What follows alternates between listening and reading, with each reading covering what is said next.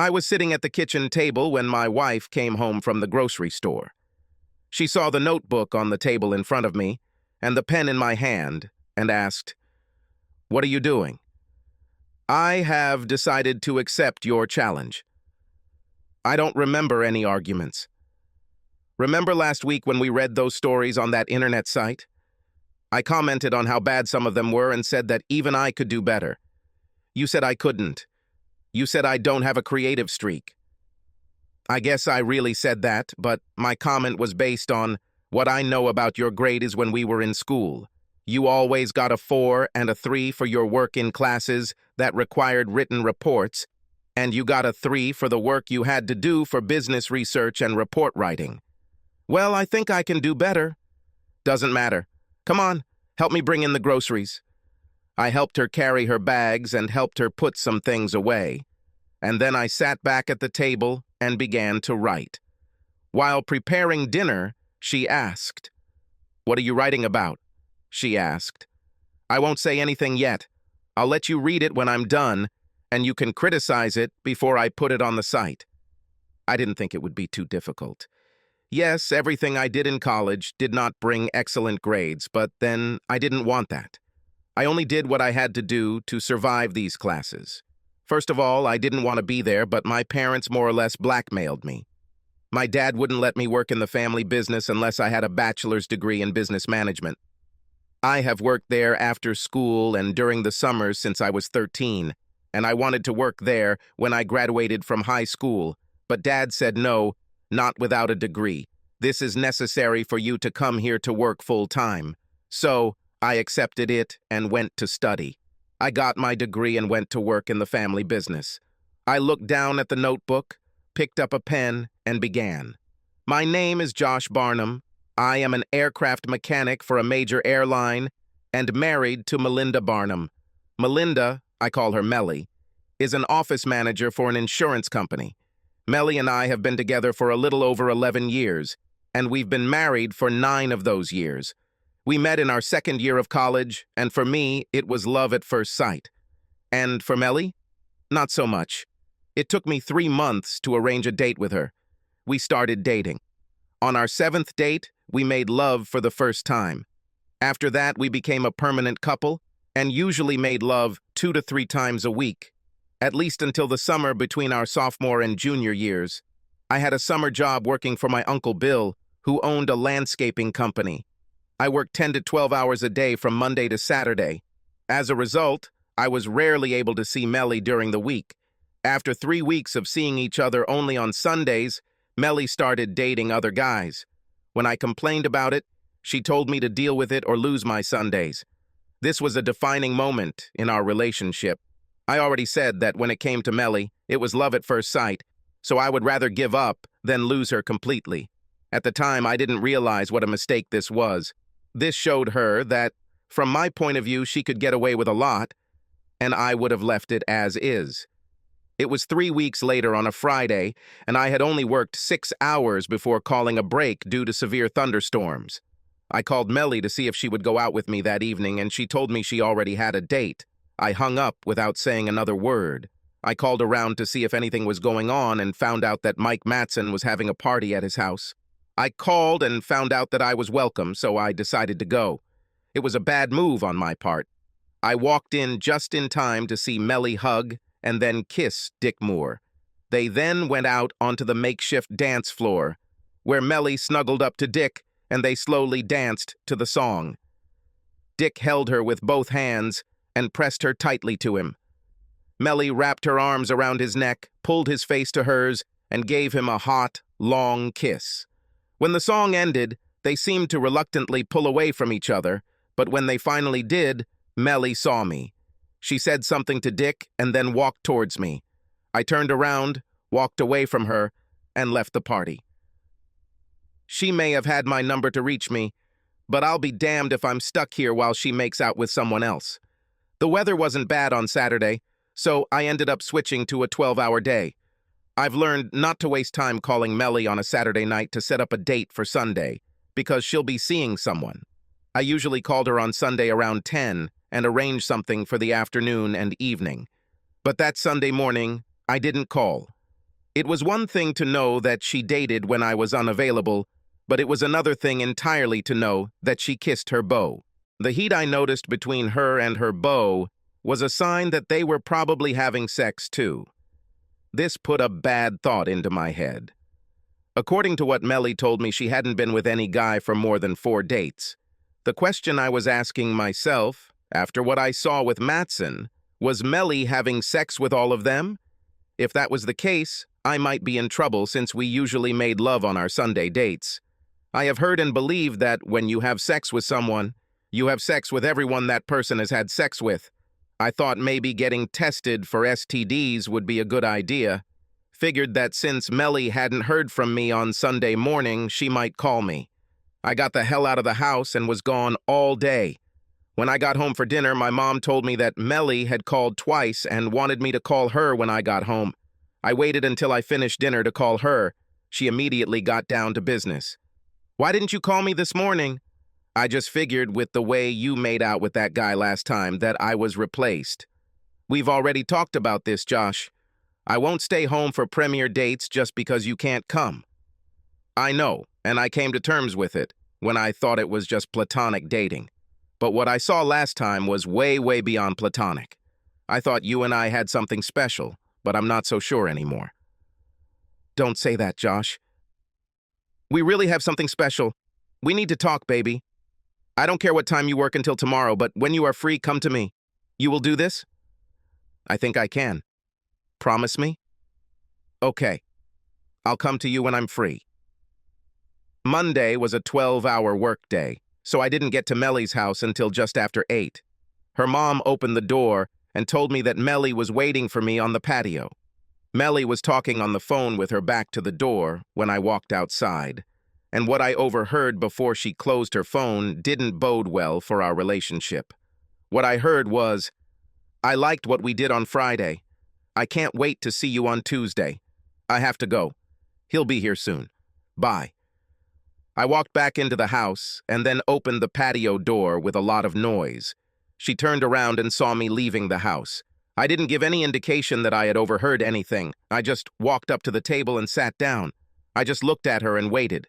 She finally realized that I wasn't going to start a conversation, so she said, "What happened, Josh? You agreed to my dates when you couldn't find time." That's when I thought these dates were like going to the movies and maybe having a milkshake at Harry's afterwards.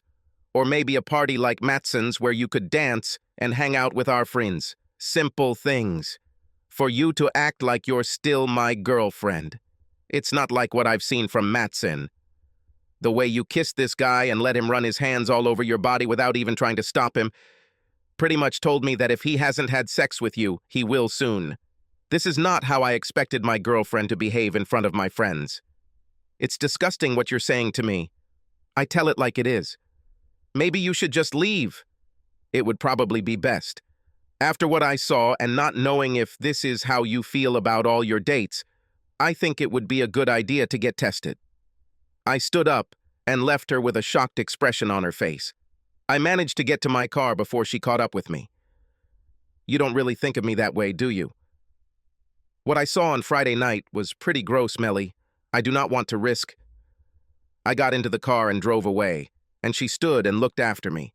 I did get tested and turned out to be healthy, but I never called Melly and told her about it.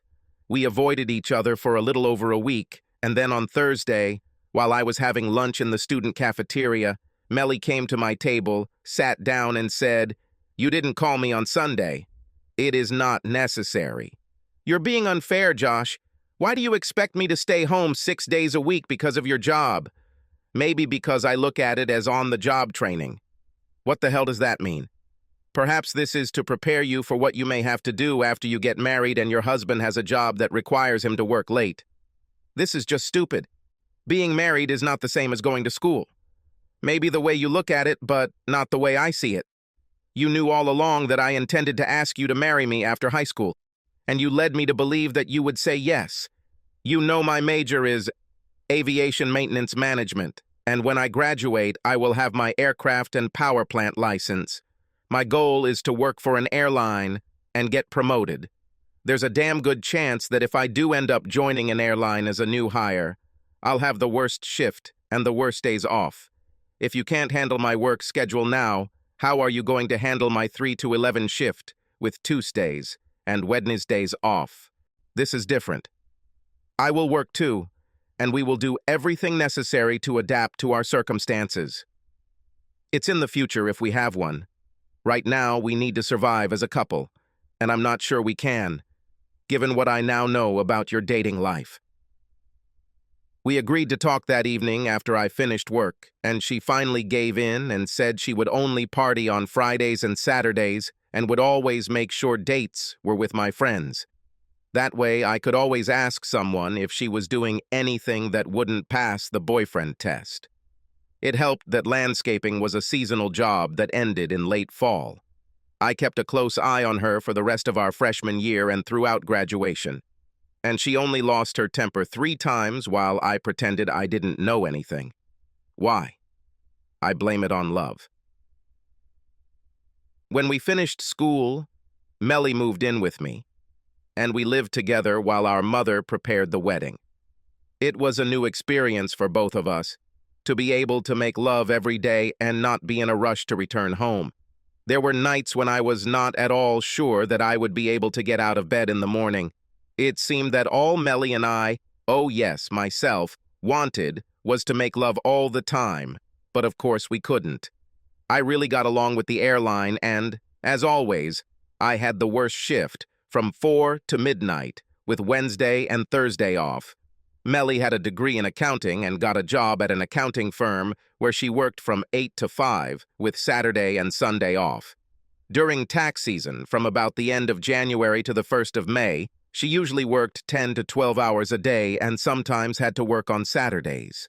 We got married 5 months after graduating from high school, and our wedding gift from both sets of parents was a down payment on a 4-bedroom house in one of the city's best neighborhoods. Neither of us wanted to have children until we were established in our jobs, so Melly used one of the bedrooms as a home office.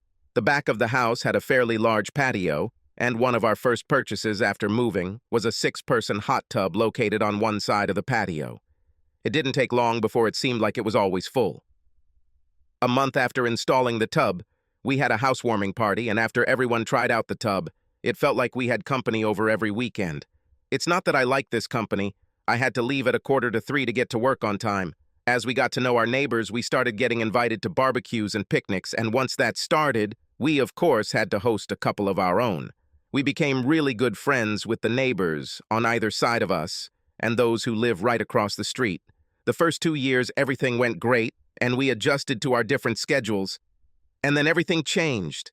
I didn't find out about this until much later, but it was pretty much what I was talking about when I talked to Melly back in college. I worked Friday and Saturday, and Melly was tired of sitting at home on the best date nights. At first, it was a night out with the girls after work on Friday. Nights she never told me about. After a couple of months, she decided that since she could get away with not knowing about her nights out with the girls, then she could get away with going out on Saturdays. She just needed to make sure she was home, in bed, by the time I got home. She started going on dates with guys she worked with and guys she met at her friends' parties. I don't know when this whole thing started, so I had no idea how long it went on, but a neighbor who lived across the street told me about it. On Friday night, after dinner, he was having drinks with a client and saw Melly dancing dirty with some guy and acting like a slut. Saturday morning, when Melly was out shopping, he came over and told me what he had seen. This upset me, but did not surprise me. He told me that his brother was a police officer who worked as a private detective on his days off, and his brother's days off were Friday and Saturday. He said his brother's rates were 25% of what a full-time private investigator would charge. So I asked him to contact me. All it cost me was that he followed Melly from Friday when she got off work until she went home, and on Saturday from the time I left for work until she came home, it cost $600, and that was worth every penny. On Friday, when Melly came home from work, she headed straight to the bar, and before she could sit down on the bar, a guy bought her a drink and danced with her. They left the bar at 8 and checked into the motel, and yes, they left the lights on for them and stayed in room 107 until 11. And then she went home. On Saturday, she didn't even leave the house.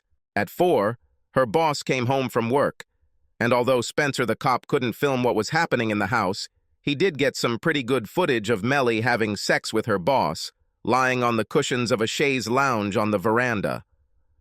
On my first day off, I took everything I had to a divorce lawyer, and after reviewing what I had, he suggested that I contact her boss for alienation of affection and her company if the policies and procedures manual their companies know anything about the relationship between managers and those they supervise. I told him that her boss owned the company, and when I told him this, I could almost see dollar signs in his eyes. I told him to go ahead and get to work.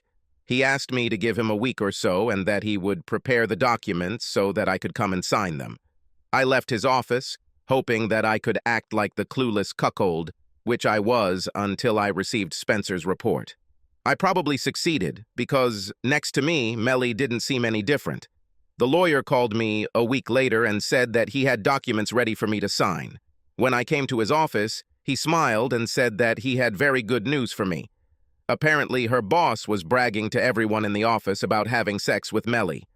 I'm not a lawyer, but I'm pretty sure the conversation we overheard was just a rumor. Basically, this is a case of him saying he didn't say anything. Maybe if it wasn't on tape. The man from whom I received the film hates Philby and is always looking for some way to harm him. Isn't there some law that says both parties must be aware of the recording? In some states, yes, but this state is not one of them. Then it's okay. Go ahead and do what you think is best. I finished the story, reread it, and decided everything was fine. I looked at my watch and saw that it was almost dinner time. I called my wife from the kitchen and gave her the story, asking her to read it and comment on it for me. She took the story from me and started reading it. About halfway through, she started to frown and finally gasped loudly, looked at me, and fainted. I stood up, took a glass of water, and splashed it in her face. She muttered something as I helped her up. Just then the doorbell rang, and I told her it was probably for her. She looked embarrassed as I walked her to the door. She opened the door and saw a young blonde girl standing. The blonde stopped chewing her gum long enough to ask, "Mrs. Melinda Barnum?" Melinda said yes, and the blonde handed her an envelope with the words, "You have been notified. Have a nice evening." And she turned and left. Melinda didn't hear the last phrase. She fainted again when she heard that she had been notified. This time I didn't bother with a glass of water. I just grabbed her leg and pulled her into the room far enough to close the door, and then I went to the kitchen and got myself a beer. Then he went into the living room and turned on the TV. Subscribe to our channel so that your second chaff doesn't cheat on you, and go ahead and listen to the next story, because this story is nothing compared to the next one.